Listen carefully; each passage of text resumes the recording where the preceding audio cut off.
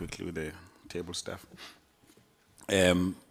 I'm opening for more hands if there's any. Member Thambo. Thank you, Chairperson. Thank you to the Minister and our colleagues present today. I've been writing a lot of love letters to both the Minister and the Chairperson, so it's nice to finally have the engagement in person so we can ventilate a lot of the issues that we've been ventilating through email correspondence. So on the 5th of March, just to take it back a little bit, we had an engagement with the National Lotteries Commission raising issues of concern, and I'm glad that the Honorable Kikaba also speaks to how exactly do we seek to define conflict of interest, because it's been an ongoing conversation in the committee.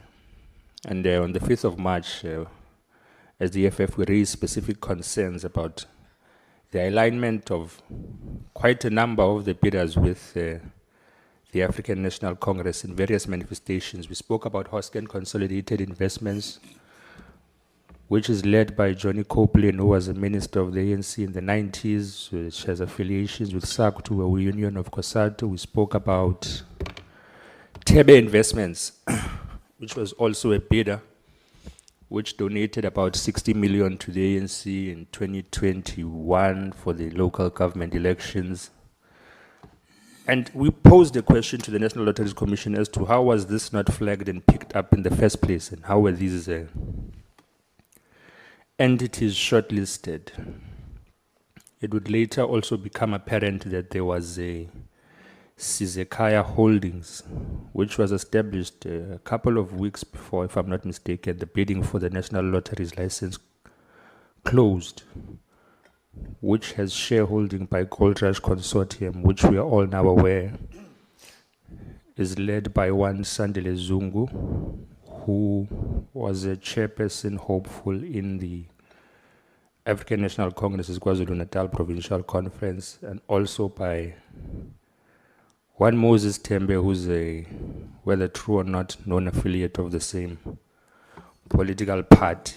So I say this to illustrate the fact that it is not a targeted campaign against one bidder, as many might want to portray it, but there's actually been a consistent position to illustrate perceived or real conflicts of interest in this entire process, which shows to poor vetting systems within the National Lotteries Commission, and how we can do better moving forward, because the National Lottery is an institution that is extremely important to the people of this country, the nation, and must always be protected from being used as an instrument for possibly political party funding or self-gratification by individuals or political institutions.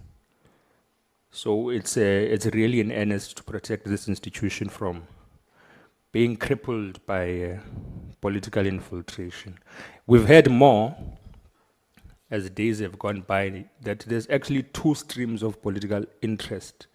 So I'm glad also that the Honorable Gama raised this, that corruption in South Africa has been able to operate around the law.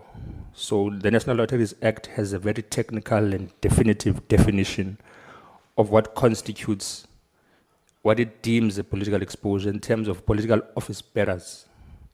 But then what happens when political office bearers have close relations with leaders or owners of entities that are bidding for the National Lotteries National Lotteries license rather? Because outside of the shareholding of Sizekaya goes beyond Gold Rush Consortium now, because we've come to hear that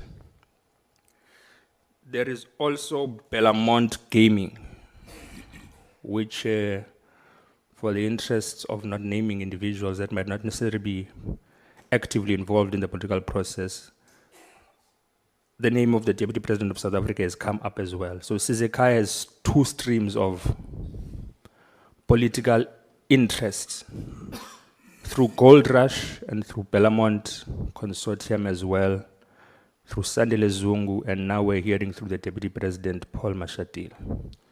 So I want us to have an appreciation on the fact that there are these blurred lines regarding political exposure and political office bearing. And does the minister not think that this could have been avoided by doing a thorough vetting of this process so that we do not raise what are legitimate concerns about the influence of political parties on national entities which are for the public good?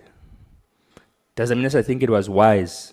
We can hear the definitivity of the National Lotteries Act in terms as it refers to the political office bearers.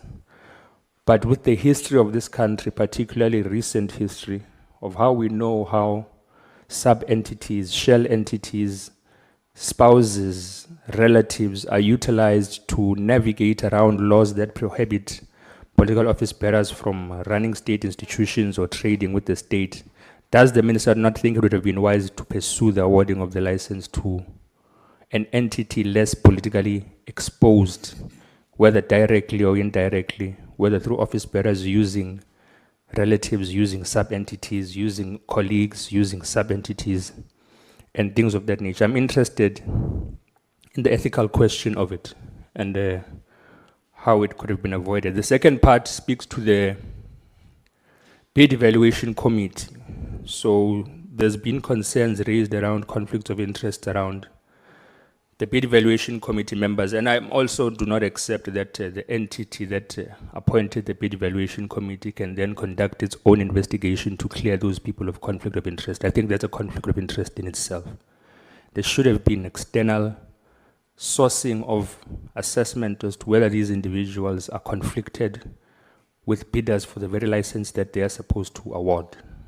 So the internal investigation that is being cited as justification for there not to be a conflict of interest is quite insufficient.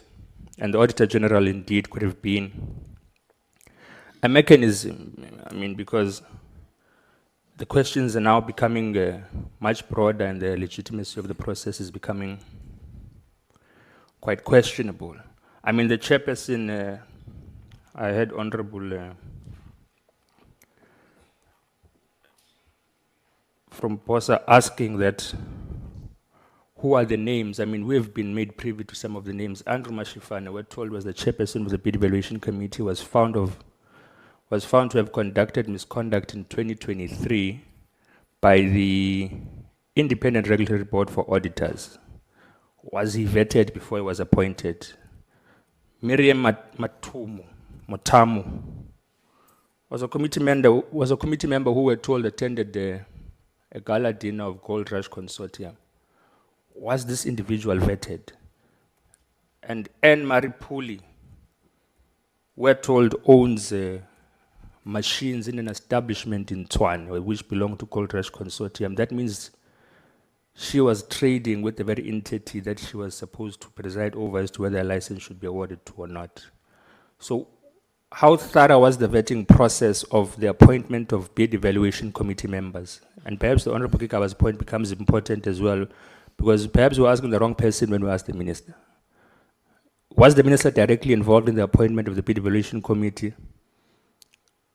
If not, who was? Is he privy to any thorough vetting process of these individuals? Because his reliance on an internal report clearing these individuals and perhaps others, I think, would be a dereliction of duty if he has not independently and thoroughly also done his own work to check whether these individuals had been vetted. So can we get an explanation on that as well? And then I'll echo the comments of the Honorable Mdluli that there's a lot of documentation that we would want to be availed to us, and is there willingness to avail that documentation so that we can see through a transparent process whether this was conducted fairly, ethically, and without any considerations of political bias or political interest. I'll leave it there, Chair. Thank you.